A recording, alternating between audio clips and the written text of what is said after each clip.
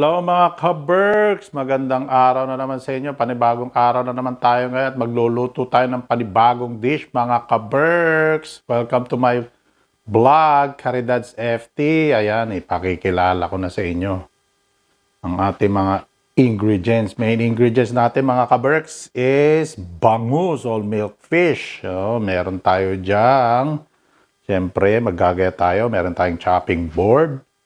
Meron tayong salt and pepper. Ayan, garlic, onion, white onion. Meron na tayong konting squeeze na kalamansi para mag-squeeze pa tayo ng kalamansi. Meron tayong toyo, patis, cooking oil. Meron tayong pang slurry water. At syempre, hindi maluluto yan mga ka-Berks kung wala tayo niyan. So tara na!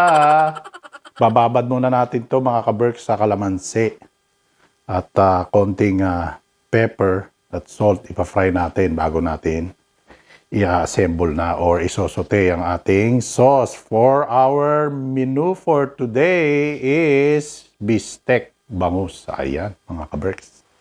So let's go!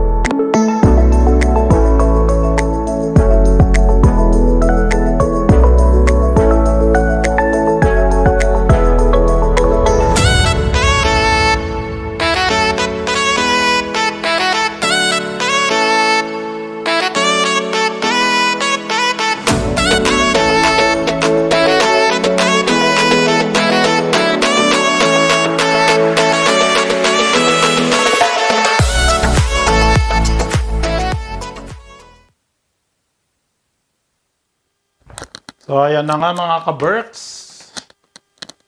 Tapos na rin ang ating fish steak bangus. Ayan. Siyempre, at hindi mawawala ang quotes natin for today. Bago tayo sumubo mga ka-Berks. Kaya maraming salamat sa panonood ng aking channel, Caridad Safety. Ito po, hindi ko po nakakalimutan ito. At nabanggit ko na po ito sa mga nakaraang kong vlog. Gusto ko po itong quotes na to, yung quotes ni Bill Gates. At ang quotes for today is, when you born poor, it's not your mistake. But if you die poor, that is your mistake. Siyempre, tamang-tama nga naman yan mga ka-Berk. Siyempre, hindi natin kasalanan kung talaga tayo galing sa mahihirap na pamilya. Pero meron tayong chance na para guminawa ang buhay natin. Kaya pilitin natin i-workout. Yun lang po ang aking opinion mga ka-Berk. Kayo po, kung meron po kayong opinion, pakishare naman po at para mabasa natin sa susunod na vlog. So, unang subo po mga ka-Berks is para po sa inyo. Ayan may natisod tayong cucumber. Saka celery mga ka-Berks.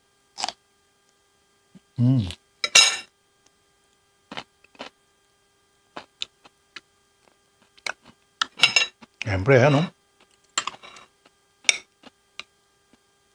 malab na po yung corn sauce ang ginamit natin. Parang malabnaw. Yan po,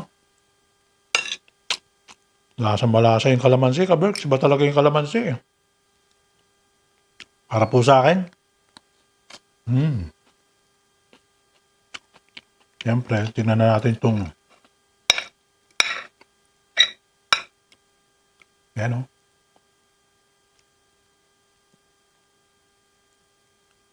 bangus. Kapag lumalasa mga ka-Berks, at least 1 hour o 2 hours. Pero kung mas maganda, mas matagal mga ka-Berks. Ayan pangalawang subo na para po sa inyo.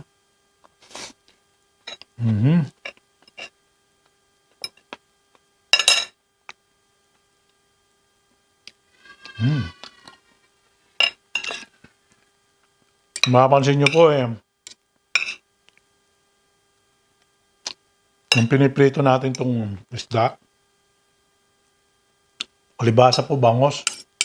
Kaya tumatalsik po yan. So, ang diskarte po dyan, hindi ko na lang nailagay. Flour po, kahit konti, lagyan nyo po ng coated sa labas ng skin niya para hindi po tumalsik. Pero, ginawa ko naman po kanina is para tayong may shade na gano'n, mga ka-Berks, yan. Kaya habang napiprito tayo, gawin natin shield to. Para kasing Captain Barbell niyan, mga ka-Berks. Pero kung nga po, gusto nyo naman po, lagyan nyo po ng flour. So, yan. Pangatlong subo na yata to mga ka-Berks.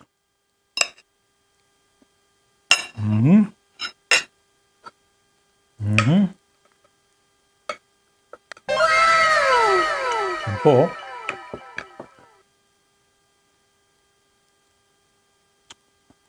Pakalapot po ng sabaw. Mga ka-Berks. Apat na yan subo na ata to.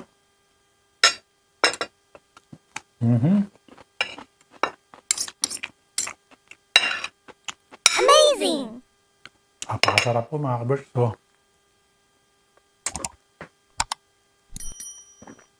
like, share, and subscribe po. Caridad Safety. Hanggang sa muli po. Maraming po salamat. Bye for now. See you later.